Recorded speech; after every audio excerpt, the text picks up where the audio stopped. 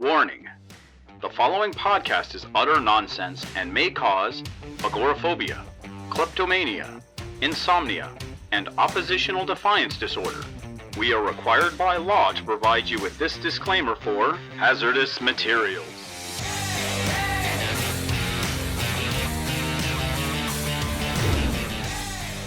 Welcome back to Hazardous Materials, where we brave death metal and you get to reap the benefits. I'm Gideon Gonzalez, and with me as always, Casey Johnson.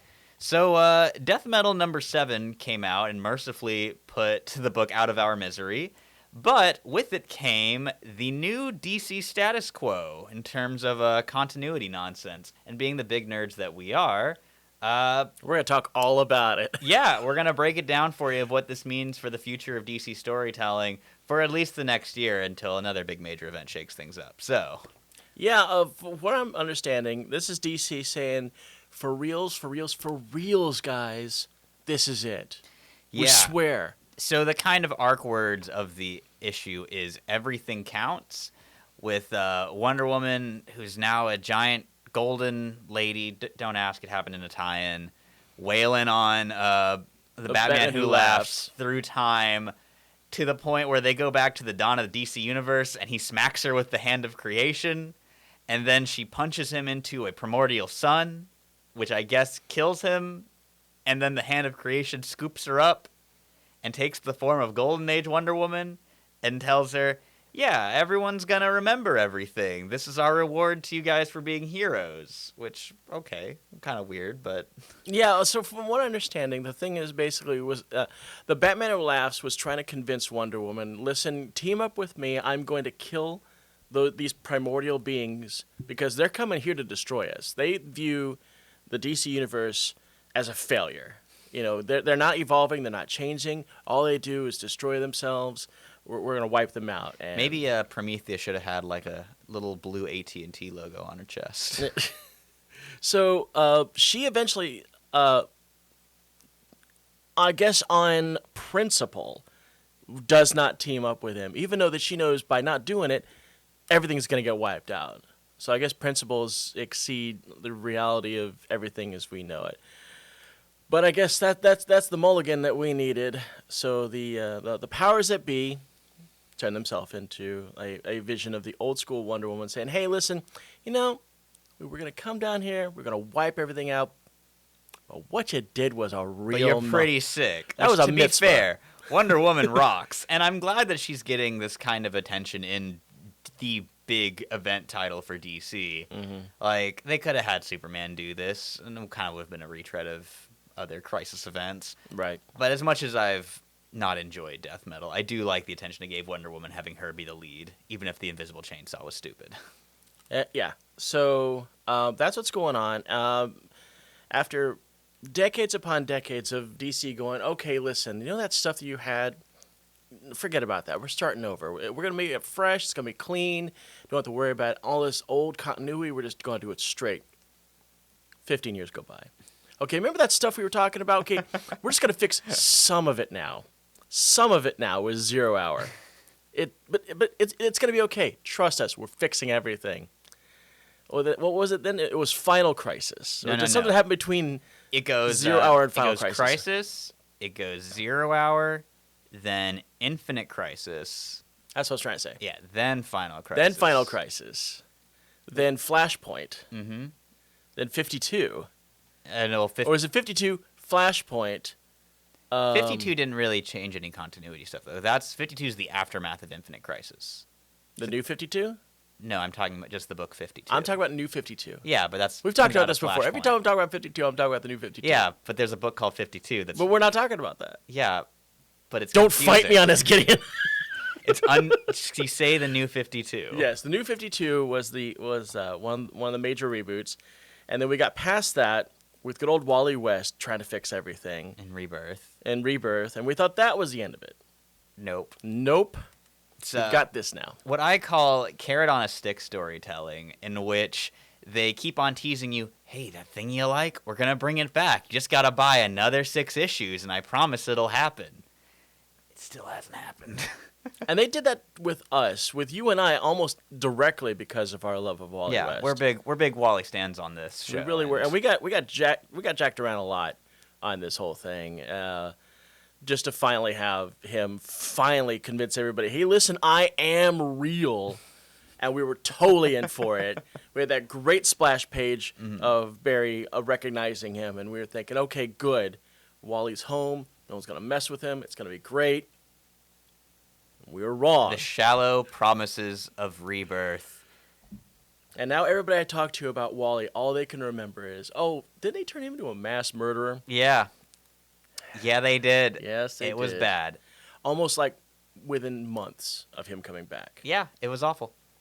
And then they put him in they made him a Dr. Manhattan, which gets him... further incriminates him about being crappy and evil. And which gets undone in this book. There's a funny bit where Barry says, "You're just a bad idea," to Manhattan Wally, and I was like, yes, but once again, this really smacks of Jeff Johns saying the DC universe shouldn't be this dark, and it's like, you were the guy having Superboy Prime ripping people's arms off. Yeah, like the call's coming from inside the house there, Jeffrey. Like, you did this. Alan Moore didn't make you do this. Hey, didn't this whole thing also pull a redemptive spin on Superboy Prime? I read this.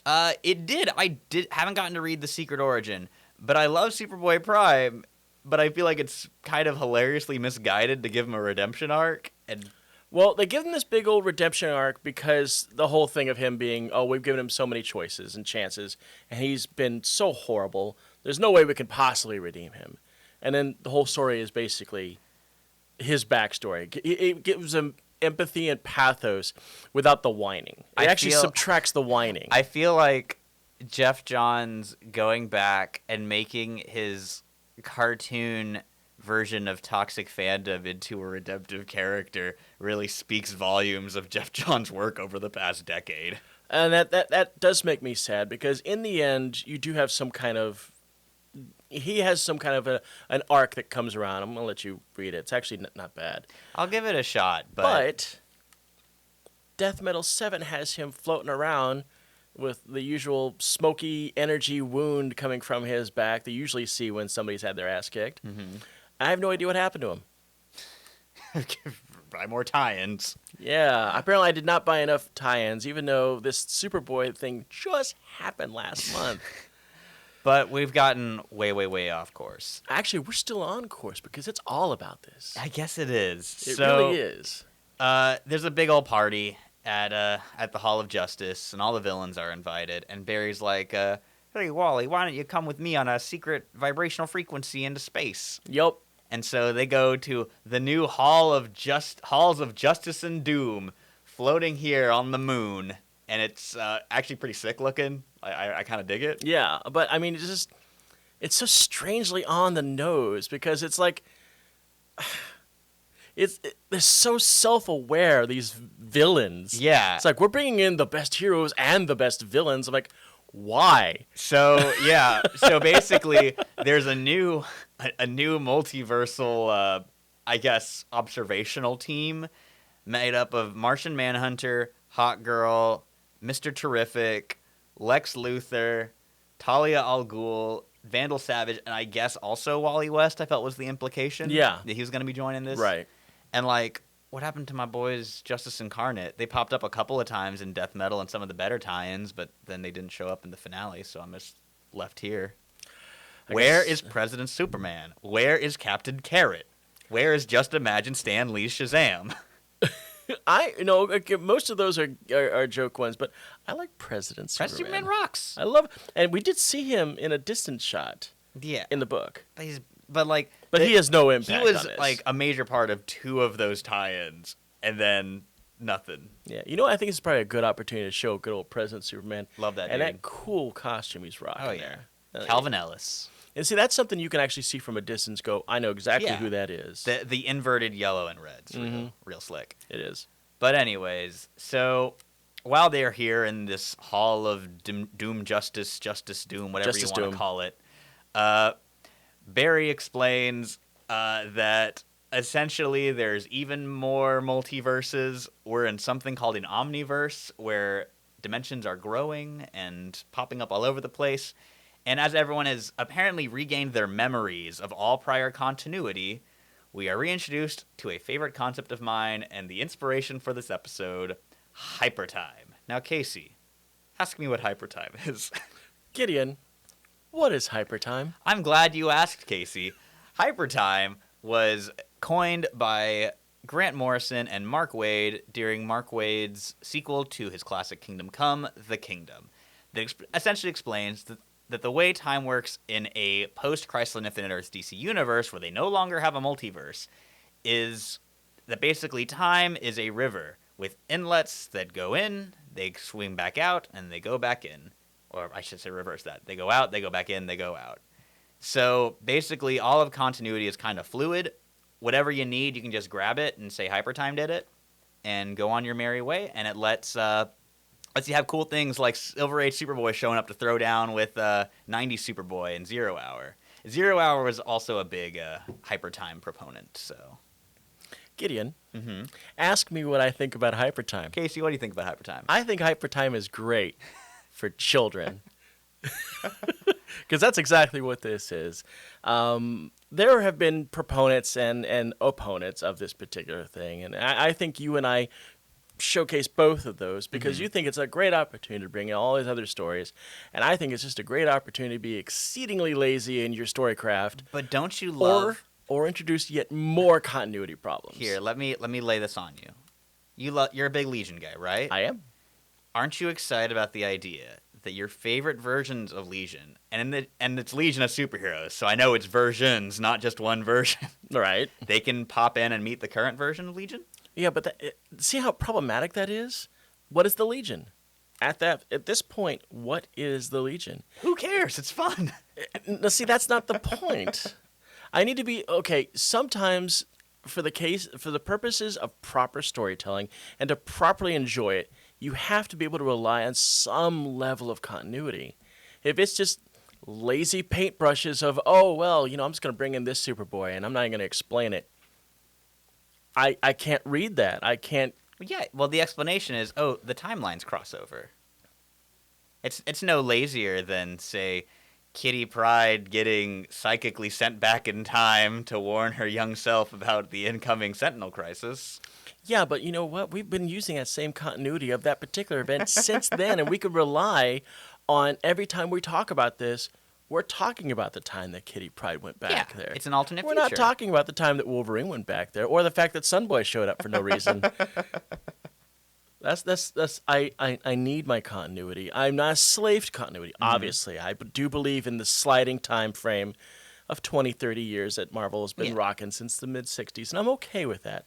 I'm okay with, Peter Parker wearing 60s fashions and 70s fashions and 80s fashions, and then, he had a cell phone when he was a kid. I get that. That's fine. That's necessary. But at least the base facts of everything are something you can rely on. Yeah. That's not so with Hypertime. I think it is so with Hypertime. I think there is, the established basics are there, but you can fudge with the details a bit. Mm-hmm. So maybe Superman dated a mermaid when he was in high school. Maybe he didn't. It's personal preference. It's not like a John Burnian, there can only be one Kryptonian, this is exactly how it happened, and anything that goes outside of this vision is flawed and not canon. Now you're making me think of the Superman miniseries that we read last year, or was it 2 years ago? Which one? The one where he joined the military, but then left and went out to go hang out Superman Year One. Yeah, it's like, you know what, I'm done with the military, I'm going to go hang out with the nerd people. If you like Superman Year One with Hypertime, that can be your go-to. See, I like the idea of being able to keep things that I like as canon and throw away things that I don't, because that means Wally West doesn't have to be a murderer anymore. Yeah, but we can cast But that since aside. everything is true, he'll always be a murderer. Yeah, but I mean, if everything is true, that means he's also not a murderer. No, see that you can't go short. That's a paradox. What you've just invented there. It's the Flash, baby. Paradoxes are all he's about. I just want my Secret Six. You may get it. May. See, with the power of Hypertime, oh Jesus, your Secret Six both happened and didn't happen, depending on if you liked it. This Hypertime's giving me a headache already. Hypertime's great. I love it. It allows fun any alternate future to pop up when it wants to with an inbuilt story explanation. We don't need where we're going. We don't need roads. On episode like 100, which will occur I guess in July of 2022, if one of us hasn't croaked or anything like that, we could talk about what Hypertime has done over a year's time. We'll see. I think so. The immediate consequence of Hypertime we're getting is the future state books, because that's actually the conceit behind it. Is that Hypertime is back, and here are some crazy potential futures that might happen, and that we can draw on for future stories if we want. Like, say, Yada Flora's Wonder Woman. I do like new things. I do enjoy. And we are getting some shiny new toys out of this. I do like shiny new toys that use the base Trinity logos. I do like that. I've always liked the iconography that DC uses for what I call legacy heroes. Yeah. I'm cool with that. I'm always cool with that. Big legacy guy. If you want to throw a new Batman, a new Superman, and a new Wonder Woman at me for like a year or so, I'm totally on board with that, because that gives me a geek reason to go to my friends and goes, hey, remember that Wonder Woman you love so much? Check her out now. She's different. I like that. I do enjoy that. So I will go into this with an open mind, and we will revisit Hypertime in 1 year's time. All right. And if it sucks, you give me $1. All righty. Okay. So, an additional continuity nugget we get for future stories is the revelation that the DC universe is no longer the center of the multiverse, or I guess the omniverse now. I got to get used to saying that. Yeah, you got like an Earth Alpha now. Yeah, it's which they refer to as the Elseworld. And Casey, what's your bet on what this thing is? I've got an idea of mine. What you know what? I thought Elseworld was gonna be, or the Earth center will be Earth Prime again. That's what I was thinking. Yeah. Yeah, but I mean, they're talking about it like it's a brand new thing, so they can't really do it. A whole new world. Oh, jeez. But I feel like with Superboy Prime's prominence in the series, and the fact that having a real world is always kind of fun, I feel like I like the idea of the most important thing in the universe being our universe, and the DC heroes are stopping threats from getting to it. I think that's really cute and has a lot of good story potential. I don't know what they're really going to do with Superboy Prime. I think that he's kind of a throwaway thing. Yeah, now. I think he's kind of done. He's really done. I think they were, from what I understand, the Secret Origin was a pretty good farewell for him. So I used to love Superboy Prime. I was a big fan of him when he was in Infinite Crisis and in Sinestro Corps War, when he popped up in Blackest Night and attacked Dan DiDio. Oh God, that was great. That was I do remember back when he was fighting everybody, and he tore off Red Star's arm. Not Red Star, Risk. Risk's arm. Yeah, from the Dan Jurgens Titans. And tore Wildebeest in half. Yeah, and then tore Risk's other arm off. Yeah, and then killed Panther somehow. It's I think probably the greatest disappointment with the way Superboy Prime story has ended is that he never got to meet Arm Fall Off Lad. We're gonna see him soon, though. I'm really excited about that. If you don't know this yet, the upcoming Suicide Squad that James Gunn has, of course, has a motley of people there. And what people don't realize is that Nathan Fillion is playing Arm Fall Off Guy, renamed as the Detachable Kid. Yeah, or he has an anagram over him. TDK, yeah. TDK, the Detachable Kid. The Detachable Kid, which is hilarious. I can't wait to see that. You know he's gonna catch a bullet. I love his little skull and crossbones with a pair of beefy arms. Yeah. God, I don't want to get lost on a tangent with the Suicide Squad trying to figure out who's going to die, but I can pretty much assure you that Pete Davidson is not long for that world. Yeah, R.I.P. Blackguard. Yeah. But, yeah, so there's a lot of things to take in with this whole continuity thing. We do have the good with the bad. You got the Anti-Monitor is now back, I guess. Yeah, somewhere out there. How big a threat is he now? Where is Justice Incarnate? That's my big question. They do mention Justice Incarnate. I will say that, but I wanted to see them. Who is Justice Incarnate? Justice Incarnate is the Justice League made up of different members throughout the multiverse, and they are led by President Superman. Captain Carrot's in there. The Earth 11 Aquawoman is a member. Just Imagine Stanley Shazam is a member. Oh, that's what you were talking about. Okay. Like, they were the kind of the main characters in Multiversity. Mm-hmm. Thunderworld, Earth 5's Mary Marvel is a member. Because when you say, excuse me, when you say Justice Incorporated, I was thinking you're talking about Infinity Inc. No. Justice Incarnate. Ah, But yeah, okay. great team that I'm always excited to see pop up. Speaking of continuity, now that we are loosey-goosey with everything, we can bring in something like Infinity Inc. and Yeah, Fury. that'd be a lot of fun. Yeah. Especially, that's something we forgot to mention in the continuity cleanup of this issue. The JSA's back. Oh, big time. They You get might- a big old splash page at the very end. Which, dear reader, you might be thinking, hey, didn't the JSA already come back in Doomsday Clock? Yes. Yes, they did. Yes, they did. Let's talk about Doomsday Clock and what it did and didn't bring. Yeah, so functionally, Doomsday Clock and Death Metal do very similar things. And I can't believe I'm saying this, but Death Metal does them a whole lot better.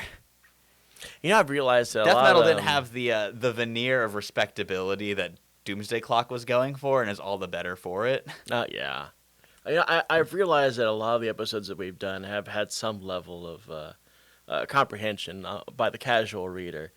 But I think this episode is probably not for those It's our folks. most obtuse yet. Yeah, we're talking some deep stuff that you probably wouldn't know unless you're a reader, and even if you're just casually reading, like, what in the hell are they battling about this Hypertime, and why is it so important? Why is Death Metal the end-all be-all for the DC universe? I saw a really fun take I thought that was like on Twitter that Nigerian. Death Metal is the logical endpoint of a company that's essentially been run by middle-aged men fighting over just how to properly play with the toys and breaking everything to match their vision over and over again for 40 years. And yeah, that's kind of how we got where we are. It's people saying, no, it has to be this way, or no, it has to be this way. And it's happening during a time when DC seems like it's practically imploding. Yeah, which is honestly why I'm very glad Hypertime is here and can give a nice excuse for a lot more creative freedom on titles. Well, let's see where that goes. Fingers crossed, man. Yeah. So what do you expect to see out of all this? What gleaming stars do you want to see? Not that you have, but we want to. Well, first off, can I say something I know I'm not going to get? Sure. A good Wally West book. Because the first arc of Flash, when it returns in March, is called The Redemption of Wally West. And I was like, I'm sick of it. Can we just move on? DC has browbeaten me on the topic of Wally West to the point where I never want to see him again. Or I'm like, I'm good. I don't need any more. I've got my Well, you know what? I've got my Messner Lobes to Wade to Morrison and Miller to Wade again to John's run. I don't need any more Flash stories. I think what's going on here, and it's what's happened with everybody that I've spoken to about Wally West, because right before I did this episode, I went on social media, and I was like, real men, or I guess to make it as PC as possible, I put real people love Wally West. And I got universally yes. I got one friend that said no, and I promptly unfriended him. But the people that said yes, they said, yes, but isn't he a mass murderer now? I got this a lot. So this is necessary. They need to clean the slate. You can't have Wally West be a mass murderer because now you're tainting your intellectual property, much like what happened with Iron Man over Civil War I. Here's the problem. This is the third redemption of Wally West story since that happened. I know, but we had Speed Metal, the best Death Metal tie-in, and we had Flash Forward, which was great until it until it crapped the bed in its last issue and made him a Dr. Manhattan. Yeah, I guess they're looking for an easy-to-swallow redemption that isn't mired in all these crossover crapolas. We'll see. I don't have my hopes up to get a good Wally West story, but hey, surprise me, DC. I mean, it'll give us an opportunity to actually read Flash again, because neither one of us are doing that. I was actually reading Flash again right before Future State. Really now? It was fun, simple stories from Kevin Shinnick and some Clayton Henry art on there. I'm a big Clayton Henry fan. And they weren't groundbreaking or anything, but it was a fun Trickster story, a fun Dr. Alchemy story. So I've not read Flash. It's a good 5 issues. And then, but now we're getting, Future State story where and I've talked about this before, how it's peak DC, that we have an event that's focused on legacy and creating new, diverse characters and iconic roles, and the Flash story's a goddamn Barry Allen story. Yeah, we've talked about this. Where Wally's the villain, because I can't think of anything more cartoonishly on point for Detective Comics comics. I'm with you on this. You know, you and I are progressive comic fans. We love our diversity. Yeah, I like my future new characters that more that actually resemble the reflect real world. human race instead the of world outside your window. Yeah, not everything is Not white all. America. I'd say it's not all 50s white dudes and crew cuts. Yeah, no, God, you just nailed poor Barry right there. R.I.P. Mr. Allen, but I'm different. God, we really could use a new fresh Flash. And we're getting 2 of them in Future State, and neither of them are the star of the book. So Yeah, because we got Jess Chambers, Kid Quick, and we've got Bolt, who is the Justice League. Yes, or no, I think Jess Chambers is in Justice League, and Bolt is in Suicide Squad. Bolt has the prosthetic legs. Okay, yeah. So we're getting 2 new Black Speedsters, Mm-hmm. but still Barry Allen book. It's still a Barry Allen book. I don't understand. Okay, I do kind of understand because Barry Allen was gone for a really long time. Good, yeah, long enough that Wally was that was it. It was Wally's book. Yeah. Let's say Wally was Flash when I was a kid. It was actually to a point where Wally was the Flash in the Flash comic longer than Barry Allen was. Yeah, he was the Flash on the Justice League cartoon. Yeah. Like a whole generation of kids knew, me included, the Flash is Wally West. And at some point he had an uncle who used to be the Flash, but that's not important. I will never, hands down, my absolute favorite comedic moment in Justice League Unlimited is when Lex Luthor takes over Wally West's body as the Flash. He goes, I'm going to finally find out who the Flash is. Takes off the mask and looks at the mirror. I have no idea who this is. Followed by Wally in Lex's body leaving a bathroom and being asked, hey, aren't you going to wash your hands? No, because I'm evil. But that's enough about our favorite Scarlet Speedster. If you really want to know, so you were asking me what I want to see. Regardless. Yes. What do you want to see that you have not, and that you know you're not probably going? Okay. Enough of the qualifiers. What do you want to see that you haven't yet? I really want to see. I'm excited for Gene Yang on Batman Superman. That's the #1 book I'm hyped for. Mm-hmm. I want to see a Justice League book. And you know what? I'm going to say this for the entire line. I want to see books that feel justified, that don't just feel like spinning their wheels and like just so they can have a book that's got Superman on the cover that month. I want books to feel like they are stories that want to be told, not ones that are contractually obligated to be told. Yes, and I think that's another problem that DC has had for several years now, is that it just feels like they're just spinning their wheels doing really nothing. Yeah. Like, and when things seem important, it turns out they're not. I'm a huge Wonder Woman fan, but I feel like in the Rebirth era, after Greg Rucka left, I really feel like the book has been treated kind of superfluously. Like you had James Robinson's awful run that was more focused on Diana's stupid made-up brother. Not like they're all not made up, but you know what I mean. I get you. Yeah, it's focused more on her brother than it is on her. You have G. Willow Wilson, who had a great run, but then unceremoniously dropped so she could go do a Sandman book. Steve Orlando, who did terrific work, one of my favorite Wonder Woman runs in ages, but that got cut off because they wanted it to be more synergist with Wonder Woman 84, which saw how that turned out. And Mariko Tamaki, who another creator I really like, but hers 100% a corporate synergy book with Wonder Woman 84. Like Maxwell Lord is a supporting cast member in the book. And right when 84 came out, her run ends, so another one can begin. And it's just, there's no sense of that these are important stories. It just felt like we need to have a Wonder Woman comic on the shelf. And I want to not feel that anymore. My needs are not so much creator fueled. I know that you want to see creative teams doing cool stuff. Yeah, and to be fair, we are getting some really good creative teams in March. Like, I'm really excited for Becky Cloonan to be taking over Wonder Woman with Terry Moore on art. Actually, if I was thinking about creative teams, I actually have 4 different things I would like to see. Alrighty, let's go. Lamb on me. Okay, I want Shadow Pact. Yes! Oh my god! I love Shadow Pact. I love Shadow Pact. They're so much cooler than Justice League Dark. So much better. Detective Chimp is the stuff. Yeah, and Justice League Dark's a stupid title. I'll say it. Is. It's John Constantine should not be a card-carrying member of the Justice League.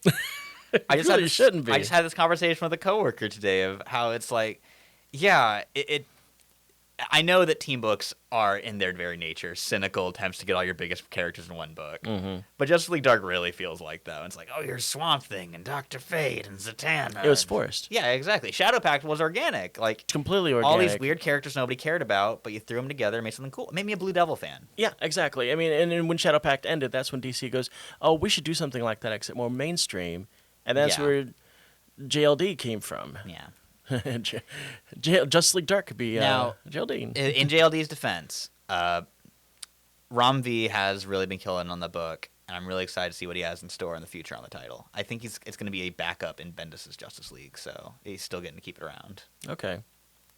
But anyways, continue. Sorry. I mean, I want Shadow Pact to happen, and I want my Secret Six. I want my Gail Simone written Secret Six. I don't care who the artist is, as long as they're decent. Maybe not that artist that was on the first relaunch that almost killed the book. No, God, man, that was awful. Sorry to bring that memory back. But, that was really awful. When I saw that book, it physically made me ill. And you know me. I am a lover of a wide variety of art styles. I'm very defensive of artists. That one was just bad. It was so bad that the book stopped. They fired him. Found somebody else and continued. Dale Eaglesham, whose apparently whole deal is being like a pitch hitter for DC, and when they're like, hey, a book's running behind. Hey, Dale, can you knock this out? And he's like, hell yeah, brother. I got you. I got you, son. I want a Power Girl book with Amanda Conner drawing it. That'd be the dream. Got to bring it back. Yep. And her husband can write it. I don't care. Hey, Jimmy Palmiotti and Amanda Conner, great team. You Yes. got to get Justin Gray in the mix, though. I feel like, because we talked about, actually before the show we started recording, you're a big fan of the Palmiotti Conner Harley book, and I am not. And I feel like the missing ingredient there was Justin Gray, who was Palmiotti's co-writer on Power Girl. Is that what happened there? Mm-hmm. Because they co-wrote Power Girl together, and they also did the Jonah Hex stuff together. I mean, wasn't it Harley's book that they did that iconic picture of diving into Harley's memory? And what do you really want, Harley? Going pontoon boating. That was Wonder Woman or Power Girl. That was that was the Harley Quinn and the Birds of Prey book that I think was a lot better than the ongoing because A, it was a Black Label book, and B, because Amanda Conner drew it. Yeah. I feel like that was another big problem I had with the Harley book was that it lacked Amanda Conner's great cartooning. So I want Secret Six, I want Shadow Pact, and I want Power Girl, and I want them to do something with Legion that makes me care about it. It's a tall order while Bendis is still on the book, but yeah, I do. Maybe like they'll finally give you the secret origin of Gold Lantern. Right. I do like the redesigns that they've done on it, and I do like that they are taking some time to focus on the characters and develop them, because if you don't do that with a Legion book and they just become characters in the background, then the book is going to be soulless. And I've seen that before. The Legion that came before this. Oh God, the New 52 Legion? Yeah.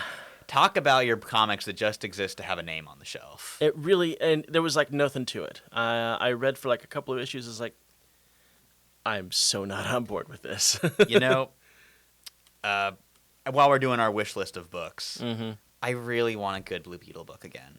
That was my last one. You totally stole it from me. I want a blue and gold book. Not just a blue and gold book.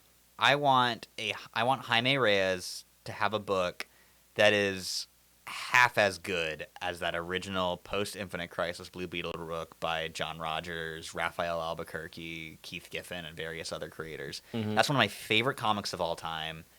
Made Jaime Reyes one of my favorite characters of all time. And he has never had a book on that same caliber of quality since. No, and that's really disappointing because I think he is a gold mine of a character. He is a 1 in a million legacy character that is more beloved than his predecessors. Like, I'm a big Ted Kord guy, but Jaime's so much cooler, you know? He is, and you know what I saw on the Marvel side as almost like his. You know how like some cities will have sister cities in like Europe and stuff like that. I've always thought that the sister city for Jaime is Nova. Like the Kid Nova? Kid Nova. I don't know. I don't like Kid Nova, so I do, and I like the fact that they've stuck with him, even though they've tried twice to completely ditch him. yeah. First they damaged his helmet, and then I guess the second time they like injured him so he couldn't even walk. It's like, Damn. you guys really don't like this kid. And then Champions happened, and suddenly he was relevant again. Yeah, good for him. Yeah. But yeah, I just want Jaime to have a good home. I want to be able to be as excited for that character as I was 10 years ago, you know? And I guess my other pie in the sky dream, Justice League International. And this kind of ties with your blue and gold hopes. Yeah. Because JLI is a book that so many big, like, top-tier creators cite as a massive influence on them. Like, give JLI to, like, Chip Zdarsky and just let him go crazy on it, you know? Like, Get the original artist. Kevin McGuire would be super down for it. Oh, he's so awesome. I would read every issue of that. Yeah, like, or maybe get some new international artists on it. Like, if you're focusing on different characters, get an artist from that country of origin, and just, you know, there's so much you can do with that concept, and it's such a beloved touchstone in DC history that it's really shocking that they haven't given it another go. Like, Brian Michael Bendis, who is one of their biggest names now, who's doing the main Justice League book, constantly talks about how Giffen and DeMatteis' JLI is his favorite superhero comic of all time. Well, I mean, it's his all-time favorite, but one of his favorite superhero comics of all time. I mean, they really did turn a bunch of D-listers plus Batman into such a formative book. And did you read Generation Lost right before the New 52? Mm-hmm. Set up a JLI. It set up so perfectly a new JLI book, and then the New 52 was like, nah, forget that.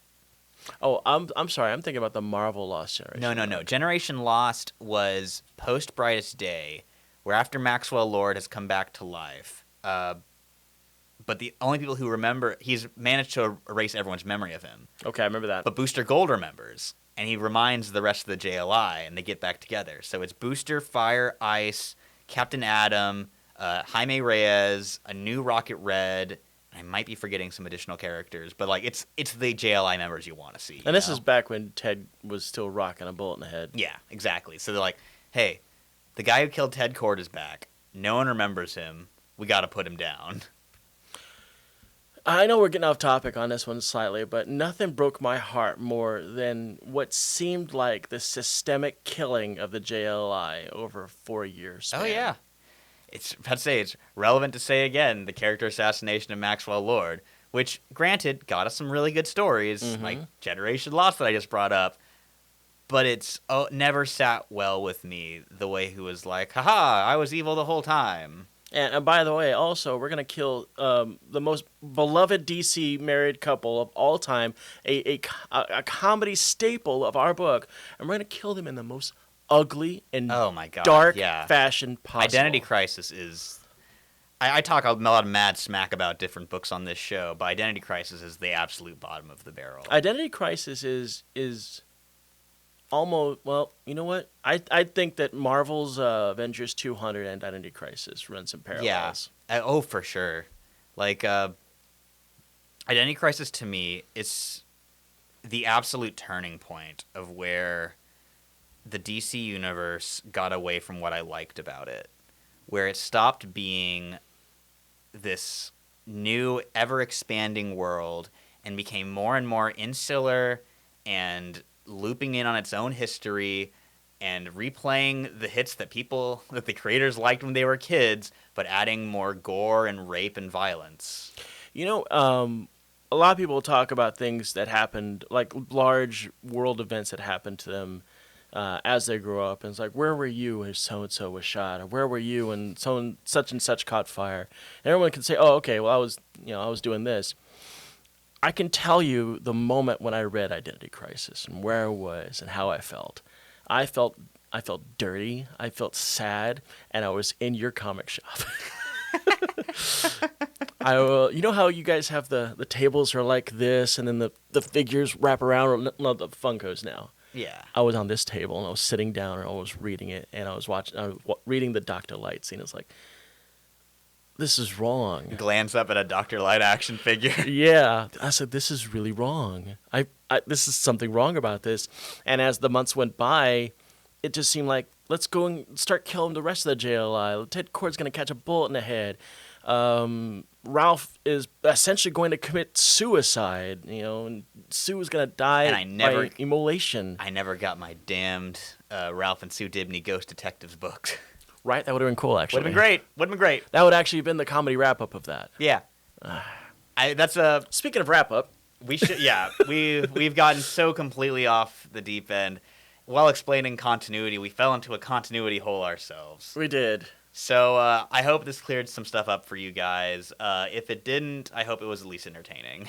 Yeah, if you've been reading Death Metal, if you've been curious about the whole continuity of DC, we're trying to address that, I guess, as fans. And I guess this episode, if more than any of the other episodes we've ever done, truly is for the hardcore. That doesn't mean that we won't try to soften it in later episodes and try something more casual friendly. Like this isn't a 101 course, this is a 102 course, maybe even a 103. Yeah, actually, so if you like what we do, like and subscribe, hit that bell for notifications in the future. We do have a Patreon site that we're still sporting, trying to get that dollar to pay for nice new microphones like what we got right here. These are nice new microphones. We got nice new headphones. We do have nice new headphones. We're getting there. We are. We've also really big in Facebook. We've got an Instagram account, all that nice stuff, all the social medias, all down there for your clicking pleasure. Thank you guys so much for tuning in, and if you've got any comments or anything you want to see us cover in the future, please let us know. Yeah, absolutely. My name's Casey Johnson. Gonzalez. We'll see you next time.